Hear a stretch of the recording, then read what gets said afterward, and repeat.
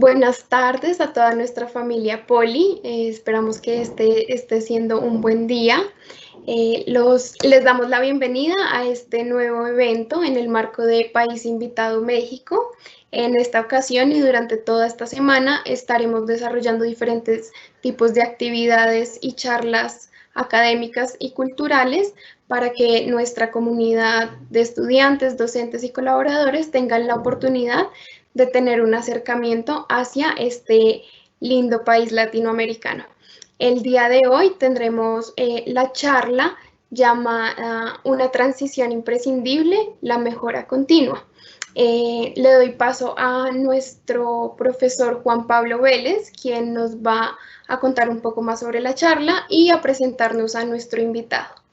En el chat les dejaré el enlace para que registren su asistencia, por favor. Muchas gracias. Juan Pablo.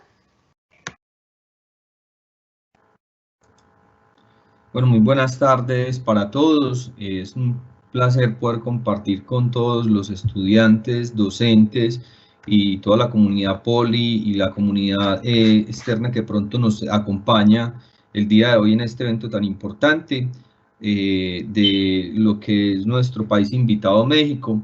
El día de hoy nos acompaña el doctor Guillermo Cortés Robles, profesor un profesor muy prestigioso que nos va a brindar una charla que tiene que ver con todo lo que es,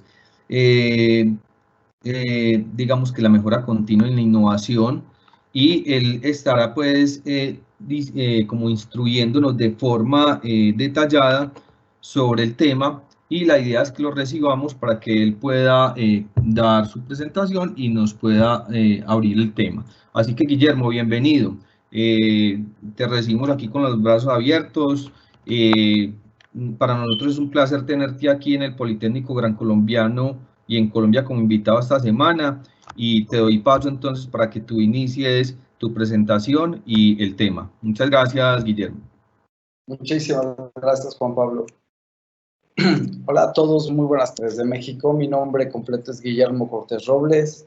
Soy profesor investigador en el Tecnológico Nacional de México, que es probablemente la organización educativa más grande de América Latina.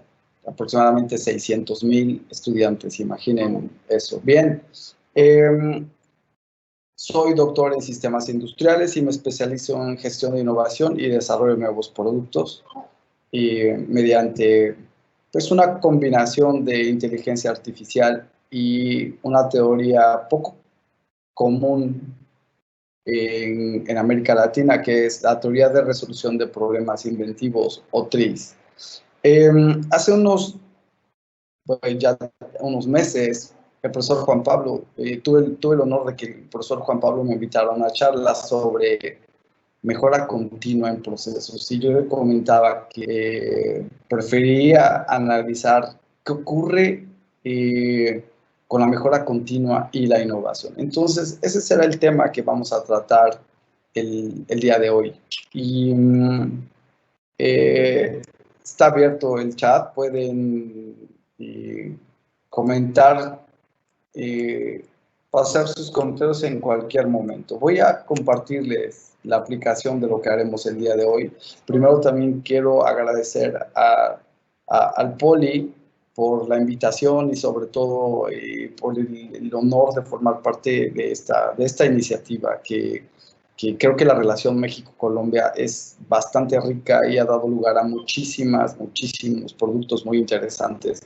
De hecho, tenemos varias redes operando con Colombia. Y personalmente he tenido el gusto de trabajar con varios colegas en Bogotá, en Medellín, y pues encantado de formar parte de esta iniciativa y de participar hoy con ustedes. Les agradezco con anticipación. Bien, la charla es sobre qué ocurre con la transición de la mejora continua hacia la innovación. Bien, vamos a analizar la situación desde dos puntos de vista un poquito diferentes, y vamos a describir qué ocurre con el proceso de innovación y de mejora continua. Voy a describir primero una situación que, aunque no lo crean, es muy común. El no reconocer la oportunidad para cambiar. Miren, vamos a voltar hacia el pasado, porque este tipo de situaciones primero tenemos que observarlas hacia el pasado. Hace ya varias décadas, unos investigadores suizos presentaron la revolucionaria idea del reloj de cuarzo. El cuarzo tiene la propiedad de que oscila a una frecuencia constante, y entonces hubo un investigador que decidió que, por cierto, él olvidaba darle cuerda a su reloj, eran motores mecánicos, el principio era mecánico, y él olvidaba darle cuerda a su reloj, y pues él quería eliminar esa necesidad de darle cuerda, e inventó un reloj nuevo. Cuando presenta su invención ante un conjunto de expertos, los maestros relojeros en aquel tiempo, le comentaron que ese objeto no tenía resortes, no había ejes, no tenía engranes, funcionaba con baterías y que de ninguna manera podía ser el reloj del futuro. Tan seguros estaban que le permitieron al investigador, a ese conjunto de investigadores, presentar su invención en una feria mundial de reloj, y Seiko compró la patente. A partir de ese momento, en cuanto hubo alguien que sí observó ese cambio, teníamos una actitud congelada hacia una tecnología o hacia un producto. Asumimos que conocemos al mercado, que conocemos al cliente y que nada va a cambiar. Entonces, Seiko compra las patentes y lanzan el primer reloj de pulsera de cuarzo en 1969. Se atrasaba solo 5 segundos al mes, estaba fabricado en oro y valía aproximadamente lo mismo que un vehículo. Y lo lanzaron con un eslogan que decía: algún día todos los relojes serán así. ¿Por qué les cuento esto? Miren, la industria del reloj en Suiza era dominante. Los suizos controlaban prácticamente el 90% del mercado mundial de relojes y estaban especializados, tan especializados, hacían máquinas tan complejas y tan buenas también, porque la idea era adquirir un objeto con el cual lo iban a mantener muchísimos años. Una década después de la invención del reloj electrónico, del reloj de cuarzo, esa proporción de mercado se invirtió completamente. De haber tenido el 90% y dejar el 10% del mercado al resto del mundo, ahora los suizos, su porción de mercado se redujo del 90 al 15%. Para una población pequeña, el perder 60,000 empleos pues fue catastrófico.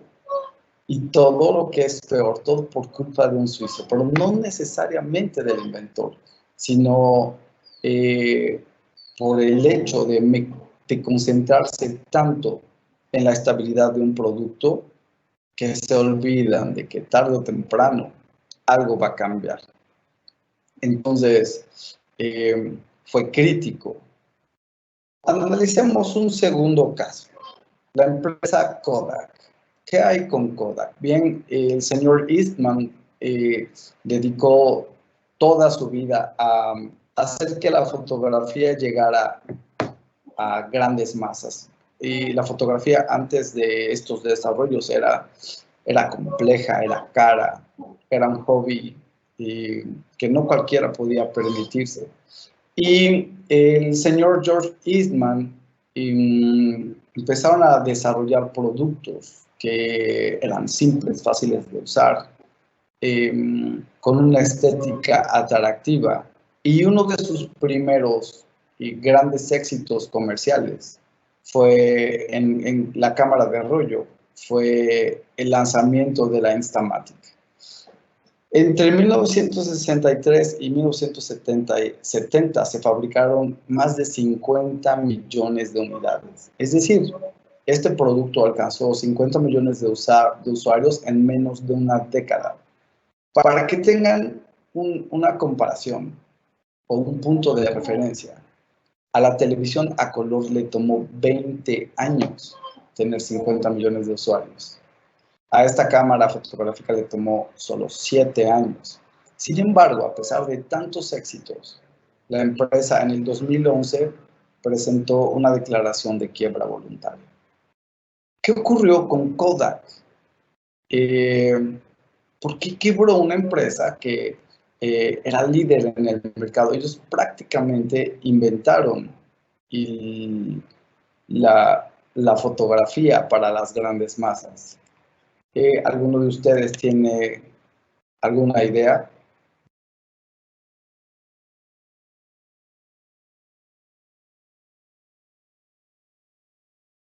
Bien,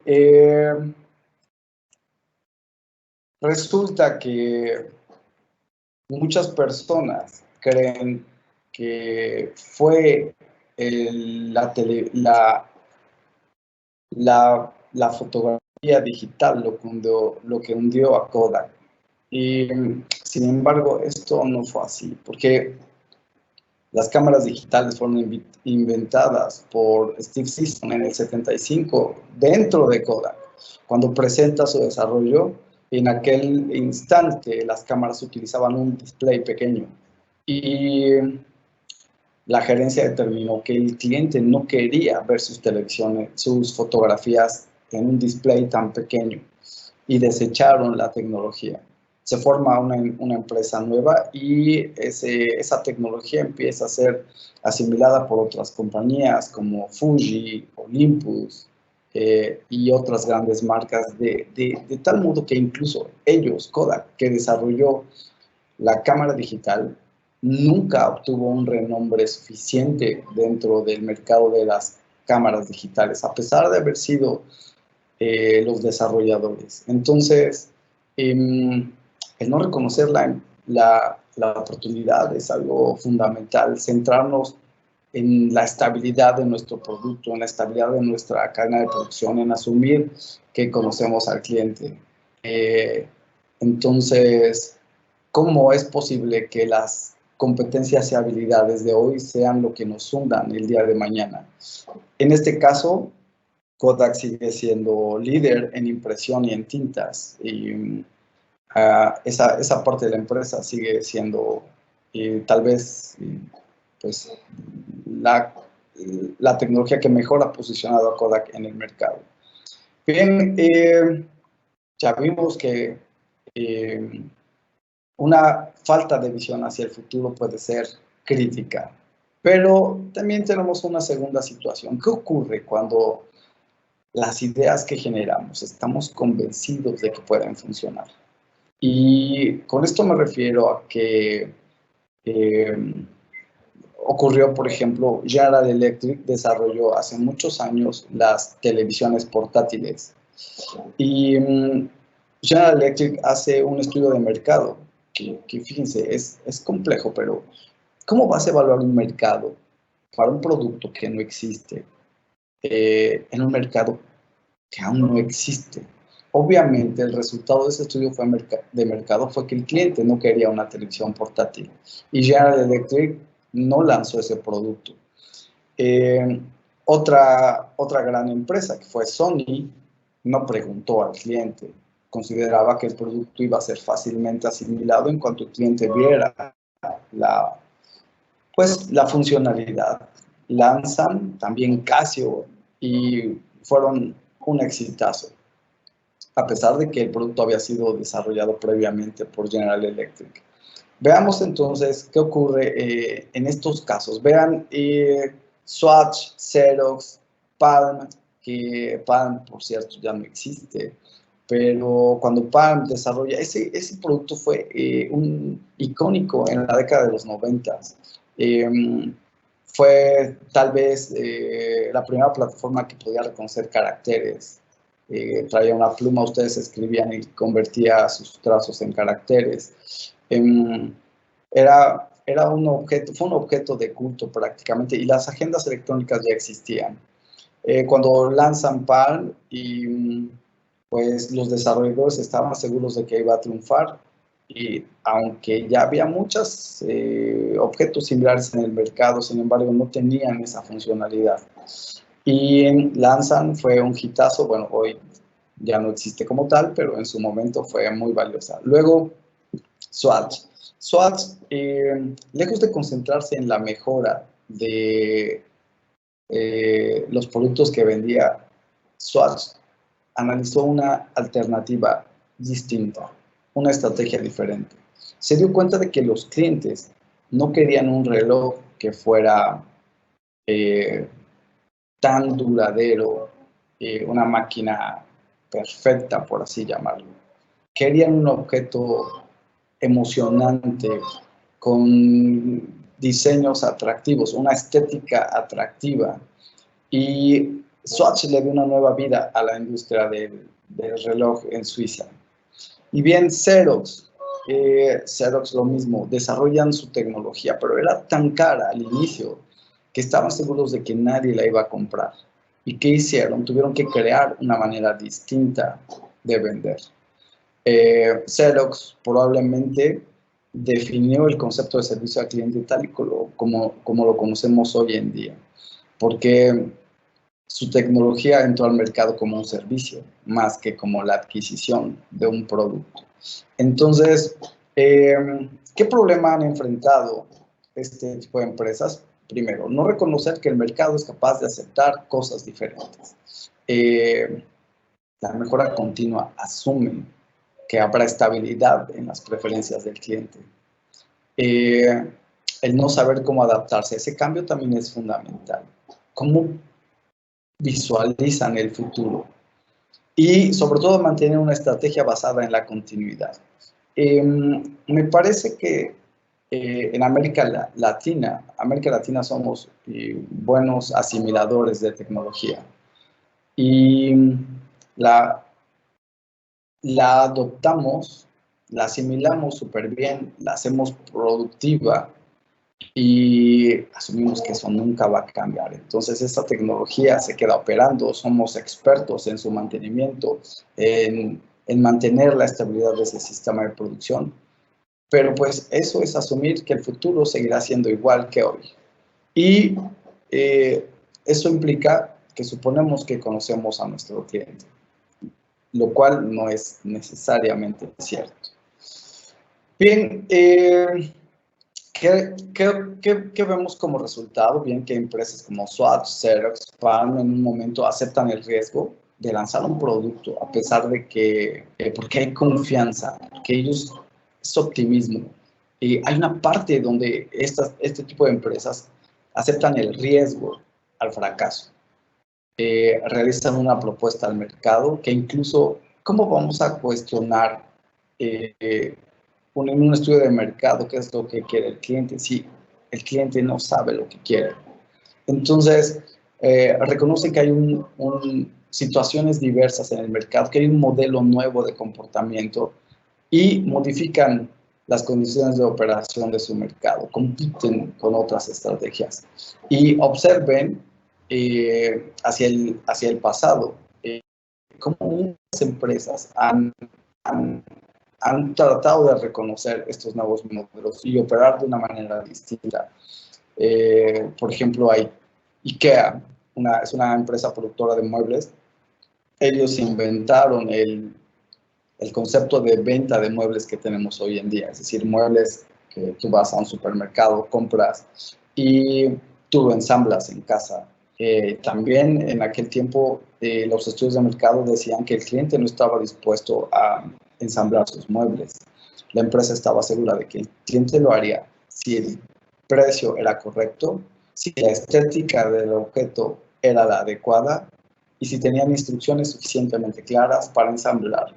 Entonces empiezan a realizar una propuesta diferente. Y aquí miren, tenemos algunos casos clásicos de empresas que no cuestionaron nunca su mercado. Este objeto que ya está integrado en la mayoría de los teléfonos en algún momento también fue objeto de tal vez hasta de culto. Vean el iPod. Al iPod le tomó 3 años alcanzar 50 millones de usuarios, cuando la televisión a color tomó 20 años. Y de hecho, Apple hace muy pocos estudios de mercado. Lanzan y tratan de observar bien, de predecir el comportamiento, de la aceptación del cliente, y se han han tenido muchos éxitos, también algunos obstáculos, pero han tenido muy buena recepción. Luego tenemos otros actores en el mercado, otras empresas que han tratado de transformar radicalmente sus estrategias. En este caso, Puma, que se une con Ferrari para lanzar una línea de calzado de ciudad, no calzado deportivo, calzado de ciudad. Su estrategia fue tan exitosa que sus acciones crecieron de $29.2 a $411.9 en un solo año, en el 2007. Pero bien, esto implica que las empresas que hacen mejora continua también están observando la necesidad de cambiar. Y tenemos muchas ideas. En algún momento de ese proceso hay nuevas ideas. Por ejemplo, miren, me gustó el concepto de este extinguidor, y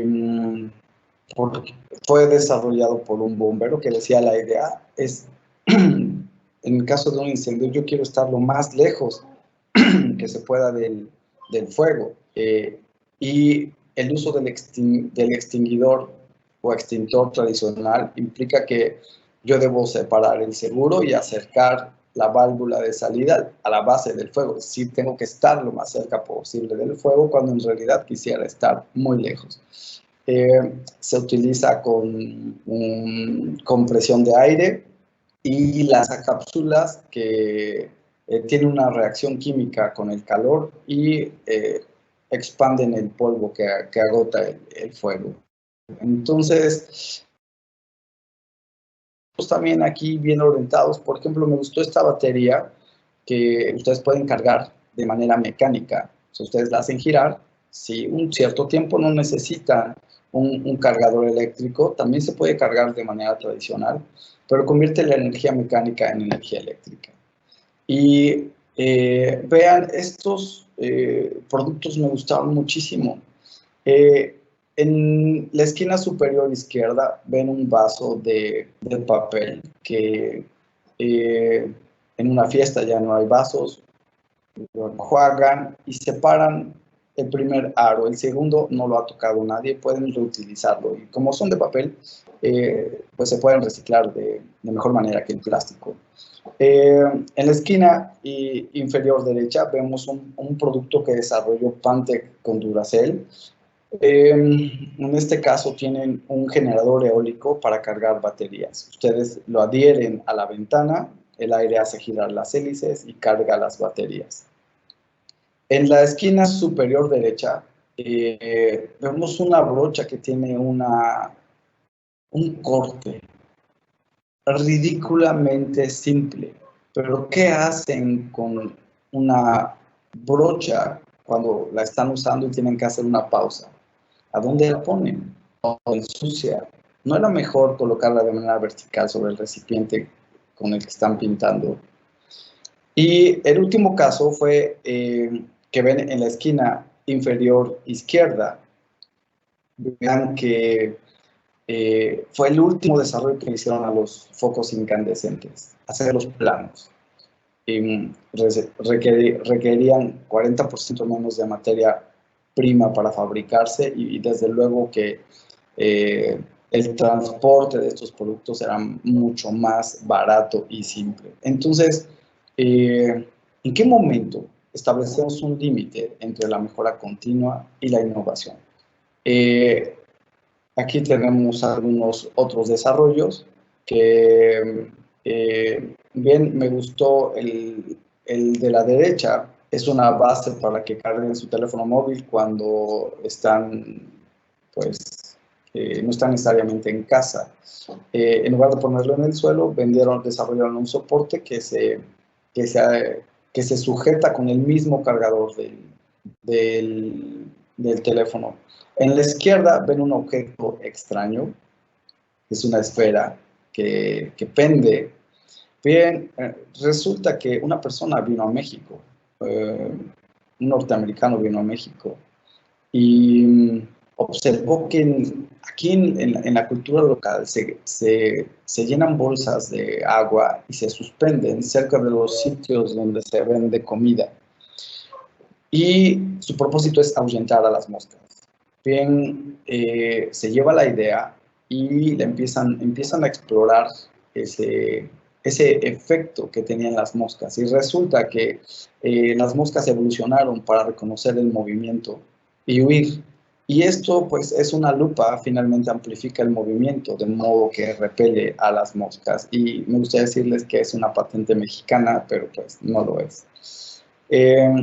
Incluso esas soluciones que para nosotros nos parecen triviales tienen otras aplicaciones. Entonces, ¿qué está pasando en el contexto de la mejora continua y la innovación? ¿Cómo se traslapan esos fenómenos? ¿Qué ocurre? ¿Cuáles son las estrategias que se implementan en las empresas? Tenemos una muy, muy fuerte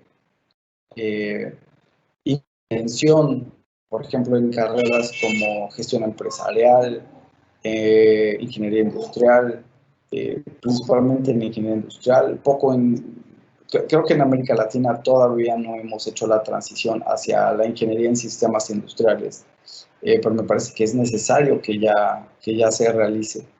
Incluso a nivel empresarial hay un impulso muy fuerte hacia la mejora continua. Y bien, han hecho que de la calidad total una filosofía corporativa que me parece muy adecuado. Pero cuando hablamos de innovación, y no sé desde su perspectiva qué esté pasando, pero opinan que la innovación es importante para la economía o para la tecnología de un país. ¿Qué estará pasando al respecto? Si realmente fuera tan importante ese proceso, ¿no creen ustedes que ya todas las universidades habrían adoptado una orientación hacia cómo se modela un problema de innovación, cómo se resuelve, qué técnicas existen?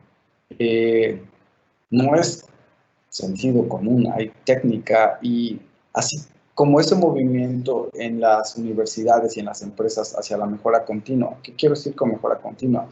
El sistema de producción Toyota, principalmente, todo lo que es manufactura esbelta, están centradas en la mejora de procesos, y es muy útil, cierto, pero ¿en qué momento vamos a hacer la transición hacia la innovación? Entonces, veamos a qué me refiero. Cuando hablamos de mejora continua u optimización de procesos, bien, en la optimización vamos a identificar los valores óptimos de un conjunto de variables que minimizan o maximizan un criterio. La optimización es de base matemática, es decir, modelamos esa situación que está sujeta a ciertas limitaciones que pueden ser de cualquier tipo, financieras, de tiempo, de recursos, y esas restricciones nos permiten modelar o determinar un espacio de solución. En la optimización, entonces, o la mejora continua asume lo siguiente, que el problema puede ser planteado como un conjunto de relaciones que pueden tener efectos positivos o negativos, y existe un espacio de solución factible. O sea, nos vamos a mover dentro de ese espacio a utilizar de la mejor manera posible los recursos disponibles. Si lo vemos, recuerden, desde el punto de vista matemático, Aquí tenemos una función objetivo y toda el área debajo de las líneas amarillas es un espacio de solución factible, y el reto, desde luego, consiste en encontrar el valor más adecuado de estas variables. En este caso es una maximización que nos permite obtener el valor más alto conforme a una función objetivo. El reto, desde luego, la complejidad de este tipo de problemas se incrementa radicalmente cuando crece el número de variables y también cuando crece el número de restricciones. Encontrar esas alternativas no es un proceso simple, pero existe el espacio de solución. El reto es encontrar la mejor. En un problema de innovación, este espacio de solución factible no existe. Ustedes deben crearlo. Entonces, ¿qué ocurre desde el punto de vista evolutivo de un producto? Bien, un producto o una tecnología, incluso un servicio, se comportan como una curva en S. Es una analogía con un ser vivo, y todo producto de tecnología o proceso tiene un nacimiento, tiene una etapa de desarrollo, una madurez, y tarde o temprano tendrá un declive. Si ustedes analizan, por ejemplo, un producto desde el punto de vista de la generación de patentes, verán que invariablemente surge este patrón de forma NS. Es una herramienta de predicción tecnológica, se llaman curvas NS, y a pesar de que diseñarlas es un poquito complejo, verán que toda tecnología, por alguna razón, cumple con este patrón de comportamiento.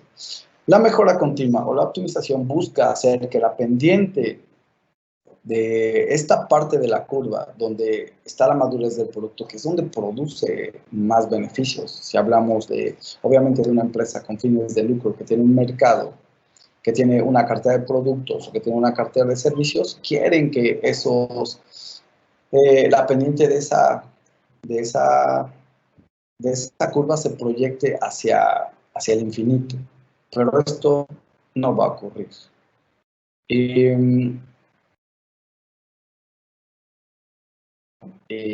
Va a haber una transición. Y viene entonces la pregunta: ¿la mejora continua es buena para una organización, para un producto o para un proceso? Y bueno, pues desde mi perspectiva, la mejora continua puede ser letal para una empresa. ¿A qué me refiero? Miren, vamos a analizar brevemente un caso industrial. Es una empresa que diseña máquinas de coser industriales, no son domésticas, máquinas de coser industriales. Y esta empresa ha dedicado 15 años a mejorar continuamente sus equipos. Después de 15 años, la máquina que desarrollaron tiene un desempeño muy adecuado, tiene un bajo consumo de energía, bajos costos de mantenimiento, es muy confiable. Sin embargo, la empresa ha observado una tendencia negativa en sus ventas. ¿Sí? Algo está pasando en el mercado. O sea, ¿por qué las máquinas están dejando de venderse? Lo que hizo la empresa al observar que sus ventas disminuían, empezó a renovar la imagen de sus equipos, a hacer más simple su operación. Lanzó una campaña de mercadeo, estuvo en contacto con sus clientes para saber qué necesitaban y qué requerían, y pues prácticamente ellos eran, los líderes en el mercado. Hacían la mejor máquina para coser a nivel industrial.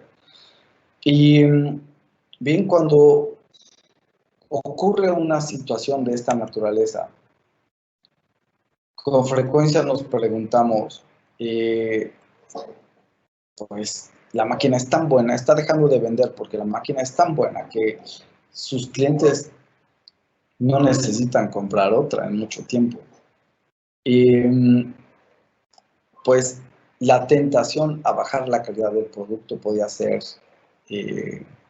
mucha, con tal de que tu mercado haga una renovación constante de sus equipos. Sin embargo, eso es malísimo a largo plazo porque atentas directamente contra tu mercado, contra tu reputación como empresa. Entonces, el hacer productos con mejor calidad no es una alternativa. La empresa empieza a investigar qué está ocurriendo y se dan cuenta de algo que está ocurriendo. Están surgiendo nuevas tecnologías. Hubo una compañía que se preguntaba por qué es necesario ensamblar las prendas con hilo, es decir, coser las prendas. ¿Por qué no mejor las pegamos? Y empezaron a desarrollar un adhesivo y una tecnología para aplicarlo y lograron ese desarrollo. Un adhesivo que mantenía unida la tela con flexibilidad, que no irritaba al usuario y que podía aplicarse de una manera muy simple. Era todo un reto porque, bien, había que desarrollar tanto el producto como el proceso de aplicación. Lo que sí es que disminuía el tiempo de ensamble de una prenda en 5 veces. O sea, en el tiempo que se ensamblaba una prenda por el método tradicional de costura, utilizando adhesivos, se fabricaban 5. Imaginen, la productividad del proceso se va a multiplicar por 5. Miren, cuando toda tecnología surge, pues es costosa. Y si no, observen hacia el pasado. ¿Qué ocurrió cuando salieron los lectores de Blu-ray al mercado? O las pantallas planas, las pantallas de plasma. Una pantalla de plasma grande costaba lo mismo que una casa aquí en México. Cuando surgen los primeros lectores de Blu-ray, esos lectores costaban aproximadamente $1,500, $2,000 americanos aquí en México. ¿Cuánto cuestan hoy? El precio ha descendido de manera brutal. Es más, hablando de los lectores de Blu-ray, ya no se usan. El video en streaming y el video a la demanda ha sustituido totalmente este tipo de tecnologías. Entonces, lo comentaba porque cuando una tecnología surge, es costosa y posteriormente, ya veremos por qué en un momento, sus costos disminuyen, se hace más rentable, más productiva y eso es fruto de otro proceso. De hecho, es fruto de la mejora continua, pero no podemos mejorar aquello que no existe. Primero tenemos que crearlo. La segunda, otro segundo vector que afectaba las ventas de la empresa fue el surgimiento de una tecnología que se llama seamless. Son prendas que no tienen costuras, hechas por modelado. Hay muchas maneras de hacerlo. Inicialmente se desarrollaba ropa interior. Hoy en día se desarrollan muchas prendas tan especializadas que incluso el mercado de prendas para deportistas de alto desempeño prácticamente trabajan con tecnología seamless. No hay costuras. Y además el costo de manufactura se reduce en un 40% y el tiempo de producción también es acelerado. Hoy en día este tipo de tecnologías, este tipo de productos textiles empiezan a tener cada vez un segmento de mercado más amplio. Entonces, vean cómo esos vectores de transformación, esas tendencias de cambio en la tecnología afectan radicalmente a los sistemas actuales. Entonces, ¿qué ocurre? Vean este gráfico. La curva amarilla es una tecnología que ya existe en el mercado, que comenzó su etapa de desarrollo, está en la etapa de madurez y hay una optimización que trata de hacer que esa pendiente continúe. Pero tarde o temprano, a alguien se le va a ocurrir algo distinto. La transición de esta curva amarilla a la curva azul, es el nacimiento de un nuevo producto.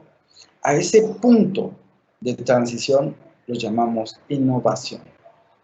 Y como verán, esa transición, este cambio de curva, de una curva a la siguiente y a la siguiente, es lo que trata de predecir la gestión de la innovación. La transición de una curva a otra es fundamental en este caso para el desarrollo de productos y de tecnologías. Entonces, ya que analizamos este contexto, nuevamente les repito la pregunta. ¿La mejora continua es buena o es mala para una organización? Bien, pues es muy buena en un sentido porque nos ayuda a guiar y a dirigir el esfuerzo de un grupo de individuos hacia el uso más adecuado de los recursos disponibles. Pero a pesar de todos nuestros intentos, la física que rige nuestros procesos limita esos esfuerzos. No podemos llegar más allá de cierto límite. El punto es ese, reconocer hasta qué límite. Puede ser letal porque mal orientada puede hacer que productos o servicios que están muy desarrollados alcancemos un nivel de perfección o de perfeccionamiento muy alto y al tener ese producto casi perfecto, te das cuenta que el mercado ya no lo necesita. Y volteen hacia el pasado. ¿Qué ocurrió con las cintas magnéticas? ¿Qué ocurrió con el almacenamiento de información en dispositivos físicos como CDs y DVDs? No se usan desde hace ya mucho tiempo. Y tal vez hasta cierto punto podríamos decir que es fácil criticar hacia el pasado, cuando en realidad es muy complejo.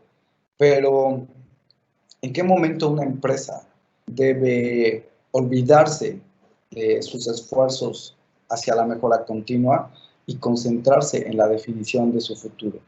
Esas son las preguntas que muchos en el mundo se hacen. Tenemos ya algunas líneas generales que pueden ser de mucha utilidad. Y bien, tenemos muchos indicadores, pero a partir de lo que hemos observado, podemos hacer una primera conclusión parcial. Observamos que la necesidad de impulsar la innovación en una organización es una inquietud, una necesidad continua, incluso en organizaciones sin fines de lucro. Lamentablemente no es una prioridad porque poco están haciendo las universidades para ofrecer ofrecer en su perfil de egreso estas capacidades y habilidades que sobre todo no dependen del sentido común. Hay ciencia, hay técnica en el proceso. Entonces, al asumir que es un proceso guiado por el sentido común, entonces podríamos incluso considerarlo más como una actividad artística que una actividad técnica y científica, cuando en realidad es una actividad que tiene mucha técnica. Entonces, en este momento, la industria mexicana no es ajena a esa problemática. En México sí conozco muchas empresas que ya tienen departamentos de innovación, que empiezan a asimilar un enfoque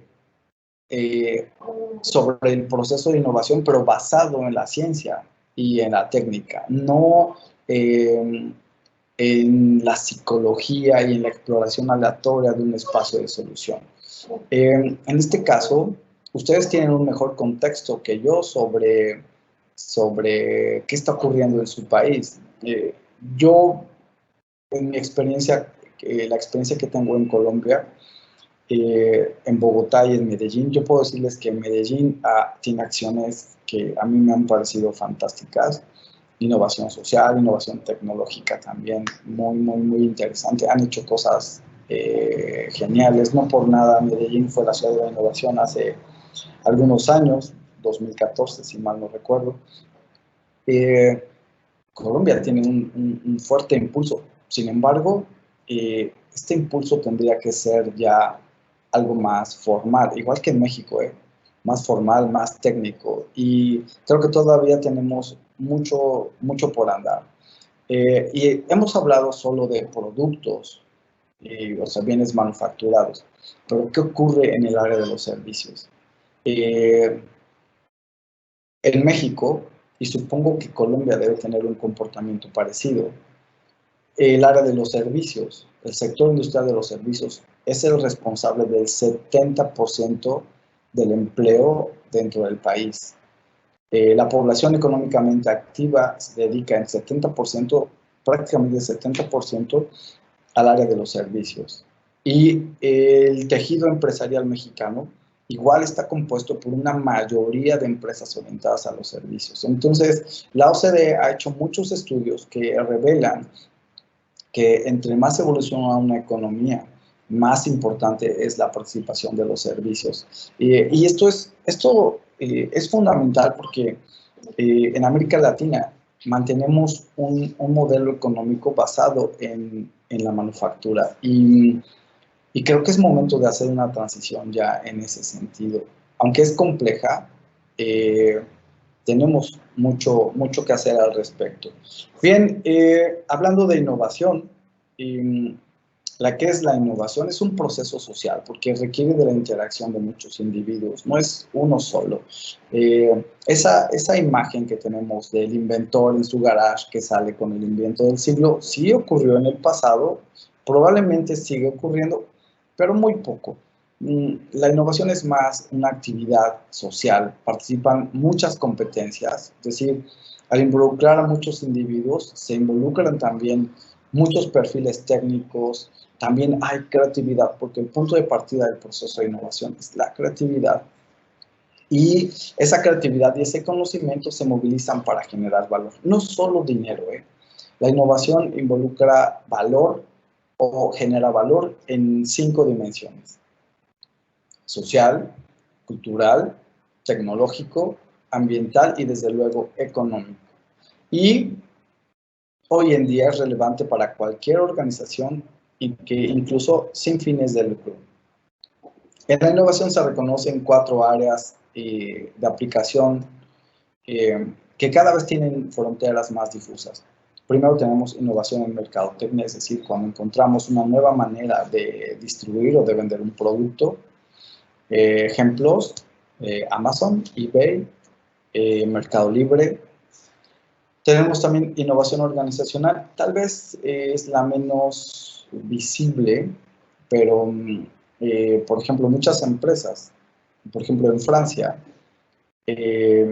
hubo una empresa la primera empresa en implementar las células de atención a crisis psicológicas en sus trabajadores.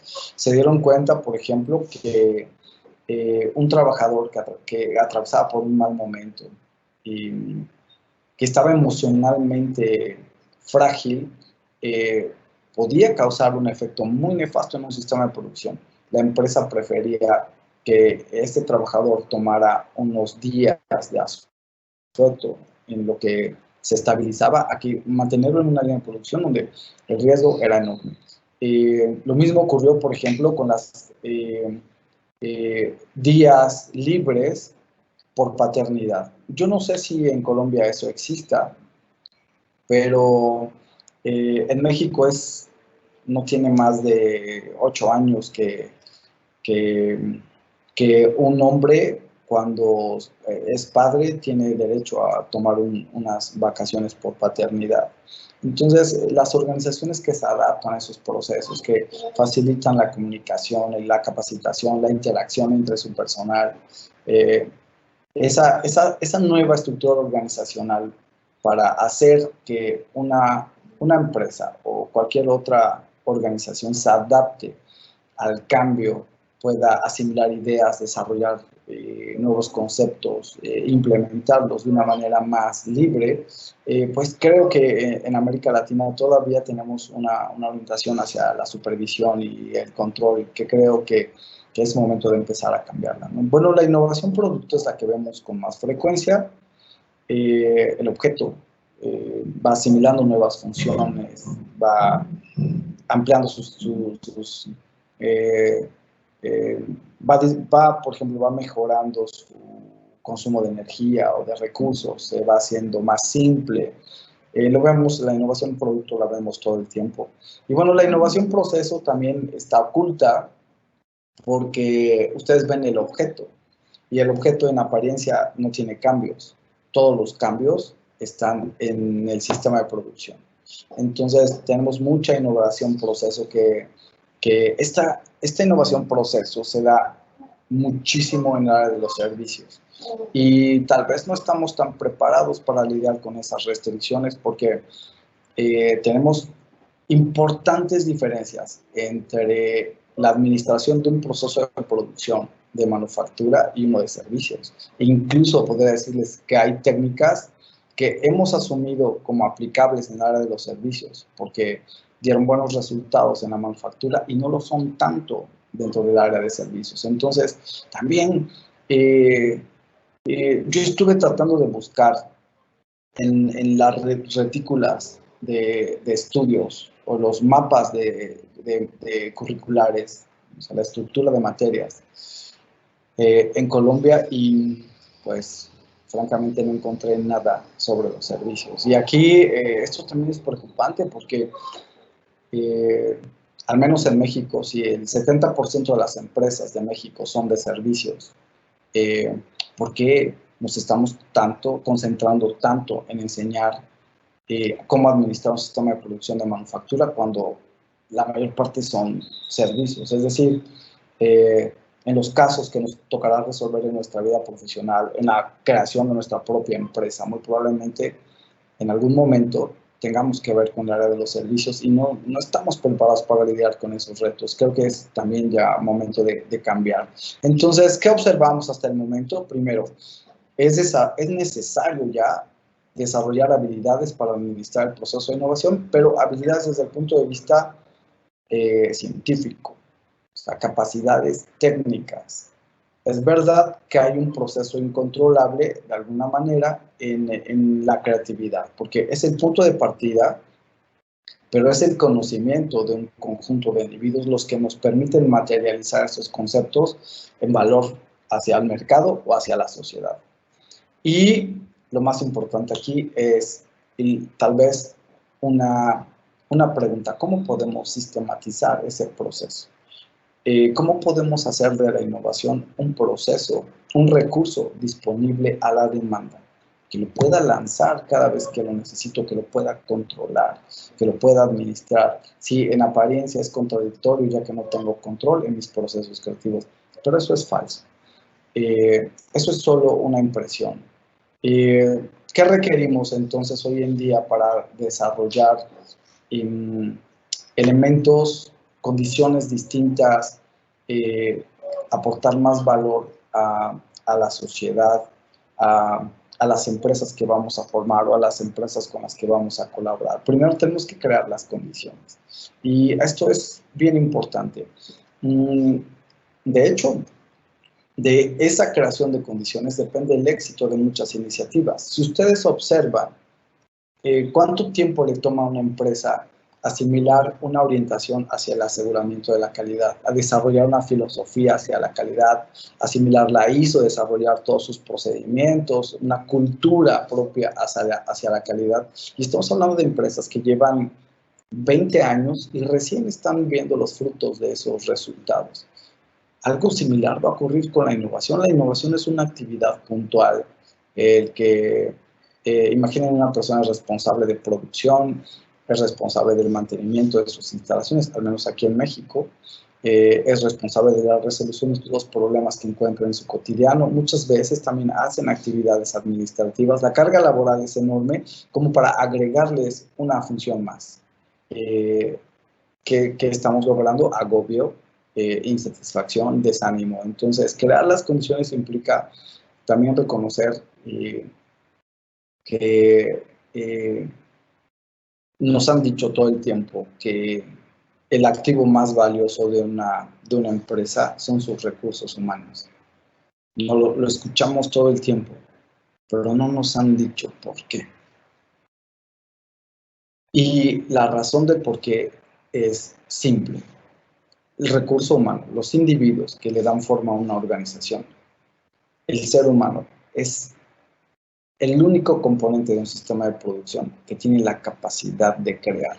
Entonces, tenemos que ser capaces de reconocer las ideas que fluyen dentro de una organización, guiarlas. Es el éxito que han tenido empresas como 3M, que cómo es posible que una empresa que empezó fabricando papel de lija, hoy produzca componentes aeroespaciales, motores, diseñe nuevos materiales, cómo se diversificó a tal grado.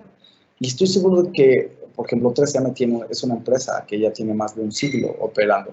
Estoy seguro que en Colombia hay empresas que también tienen más de un siglo operando, como las hay en México, pero nunca hicieron esa transición. Eso bien implica que vamos a formar tenemos que reconocer las ideas, formar a las personas que colaboran con nosotros para que puedan impulsar este proceso, desarrollar mecanismos propios y también reconocer ese esfuerzo, porque es muy importante que las personas se sientan valoradas por los logros que alcanzan en esta dirección. Y bien, reconocer este esfuerzo implica muchas cosas. Yo creo que en América Latina nos concentramos mucho en la resolución de problemas, nos gusta resolver problemas y somos muy buenos, somos muy creativos, pero las soluciones que creamos generalmente no pasan por una etapa de propiedad intelectual. Las desarrollamos, somos orgullosos de esos logros, pero no hacemos el registro de esa propiedad intelectual. Parte del reconocimiento de ese esfuerzo es empezar a tener este tipo de iniciativas. América Latina, Colombia, México, Argentina, Brasil, tienen ya un proceso de patentamiento acelerado. Entonces, que pues tenemos que empezar a fomentar cada vez más en las organizaciones. ¿Qué requerimos entonces? Establecer indicadores de innovación para saber en qué momento cambiar nuestros procesos, involucrar a todo el personal, porque las buenas ideas pueden venir de cualquier parte de una organización. Una actitud abierta hacia el riesgo, hacia el fracaso. Tal vez nos vaya mal.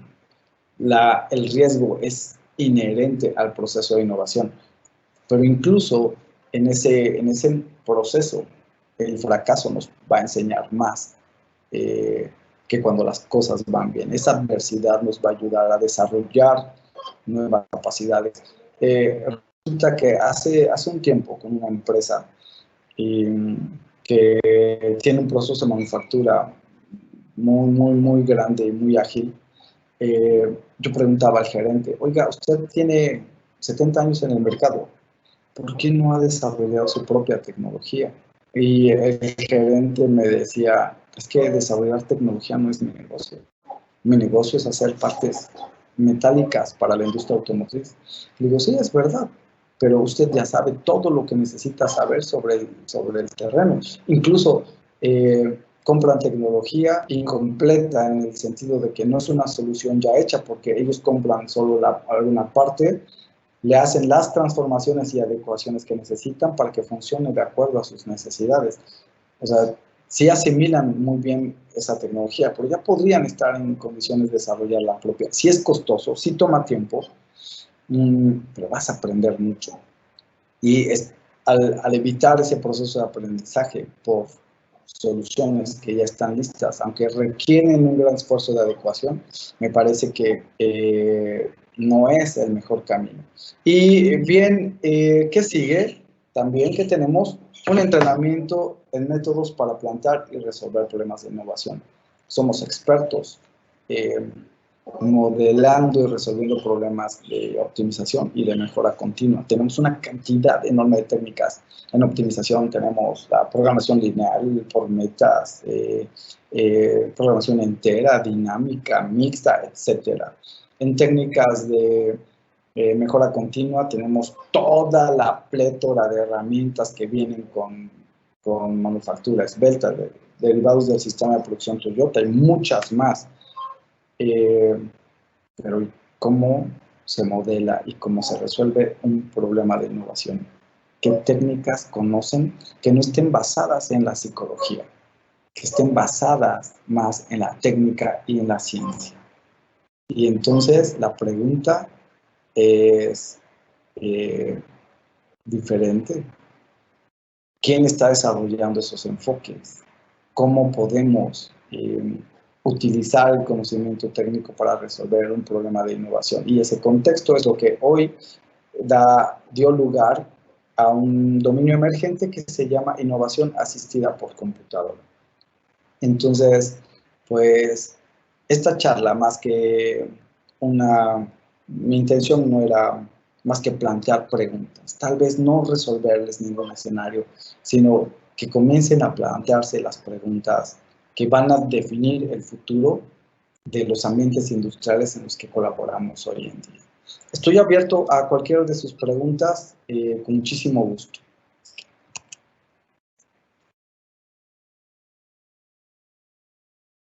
Juan Pablo, ¿quieres comentar algo? Laura, ¿quieren comentar algo? Con muchísimo gusto. Pues bueno, no, me pareció supremamente importante la charla desde el punto de vista de enseñar a pensar a las personas de una manera crítica.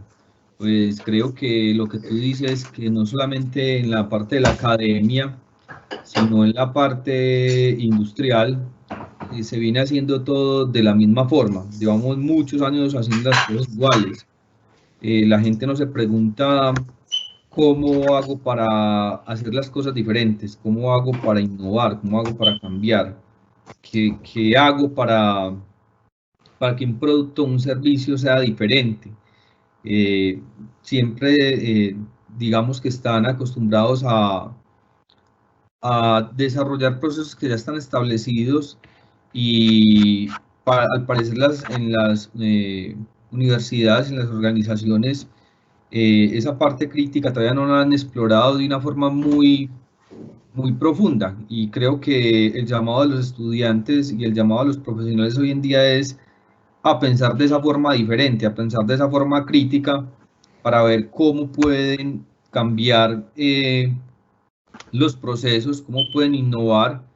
Y hay una cosa muy importante, creo que la gente en todos los sectores, en el sector académico y profesional industrial, tienen el mismo problema, y el problema es asumir ese factor de riesgo de hacer las cosas. O sea, ¿cómo hago para empezar a hacer las cosas? Que ha sido el problema de las personas, siempre el problema de iniciar a desarrollar algo. Como tú decías, que hablabas con el empresario y le decías, bueno, ¿tú por qué no has desarrollado tu proceso?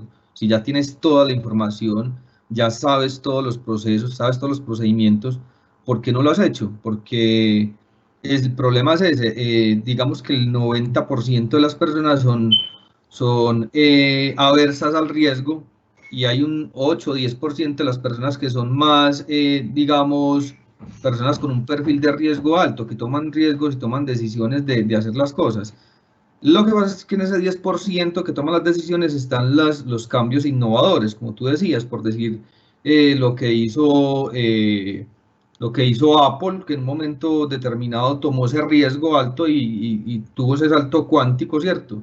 Lo que pasó, por decir, con Facebook, lo que ha pasado con Google, lo que ha pasado con compañías como Netflix, que han dado ese salto, se han arriesgado, y ese salto cuántico ha generado un cambio total en la percepción, yo creo que a nivel mundial. Entonces yo pienso que es esa forma crítica de pensar y de arriesgarse a hacer cosas diferentes, bajo una mirada muy crítica y teniendo una visión también muy clara de a dónde se quiere llegar. Entonces, me pareció súper buena la charla, me pareció muy enriquecedora, muy ganadora desde el punto de vista de invitar a la gente a que piense diferente, a que haga cosas diferentes. Eso me pareció, Guillermo, que agradezco mucho, porque me pareció muy constructiva la conferencia. Juan Pablo, pues te digo, la intención era solo plantear preguntas, pero miren, yo he colaborado con varios colegas de la Universidad de Remington, con la UNAL, en sede de Medellín, y hemos hecho formaciones específicas sobre métodos para formular y resolver problemas de innovación. Entonces, si en algún momento tienen un espacio y me invitan a colaborar, pues con muchísimo gusto podemos hacer este tipo de talleres con el Politécnico Gran Colombiano, que estuve revisando su estructura y me parece que son bastante dinámicos y han hecho cosas muy, muy, muy interesantes. El abrirse a esos procesos de cambio creo que también es fundamental hoy en día. Entonces, Juan Pablo, pues yo les agradezco muchísimo este espacio. Ha sido un honor para mí conversar con ustedes y de verdad, lo que ustedes necesiten de mí y como yo pueda colaborar con el Politécnico Gran Colombiano, será con un gran y enorme gusto. Así que cuenten conmigo.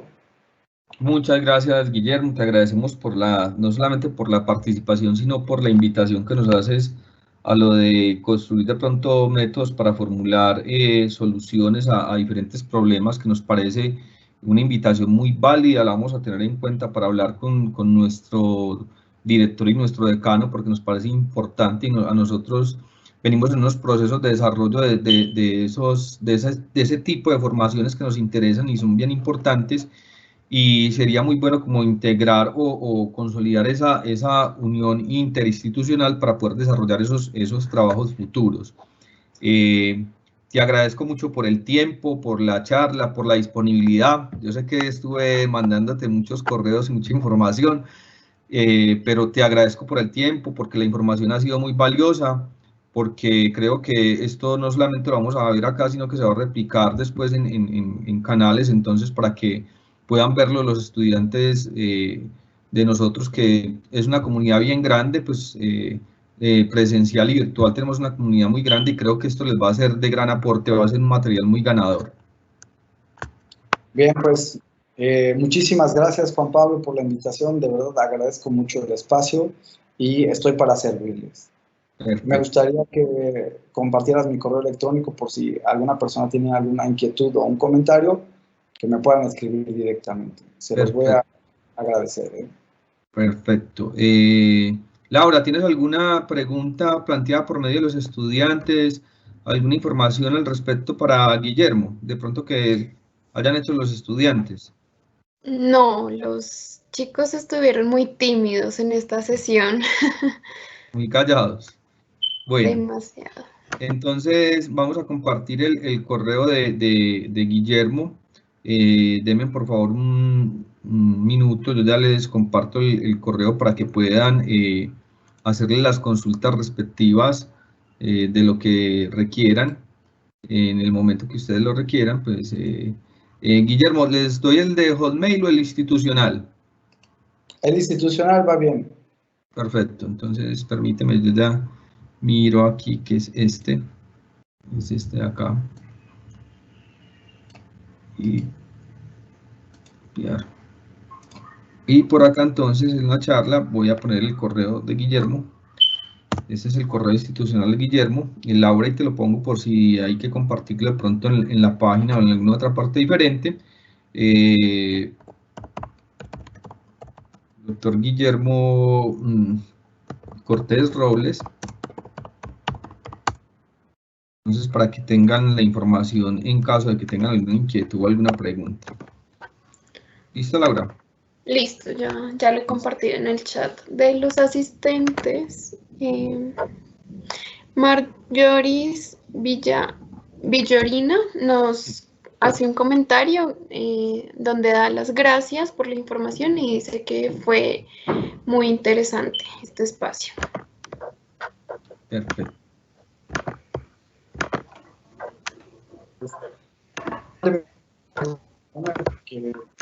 Voy a lo que sigue. Bueno, Laura, no sé si ya con esto entonces damos por finalizada la charla del doctor Guillermo. De nuevo, un agradecimiento enorme a Guillermo, a tu país que ha sido tan amable con nosotros en todas estas charlas, a todos tus colegas en México que nos han aportado tanto durante esta semana. Han habido diferentes colegas de diferentes universidades de México que han sido muy amables y nos han suministrado una información muy valiosa. Y a todos los participantes que se han conectado a las charlas, les agradecemos su participación, les agradecemos que se hayan conectado para poder escuchar esta información tan valiosa. Y bueno, pues esperamos verlos en las otras charlas que tenemos el resto de la semana. No sé, Guillermo, si quieres despedirte de los chicos. Claro, claro. Bien, pues les agradezco sobre todo el tiempo que dedicaron a este espacio. También agradezco al equipo por las facilidades que nos ofreció para crear este espacio de comunicación, y espero que sea el inicio de una relación más a largo plazo. Así que de verdad agradezco muchísimo su tiempo y su atención. Muchísimas gracias. Muchísimas gracias, hasta luego. Feliz tarde para todos. Muchísimas gracias, feliz tarde para todos, que estén muy bien, feliz tarde. Te escribo, Juan Pablo.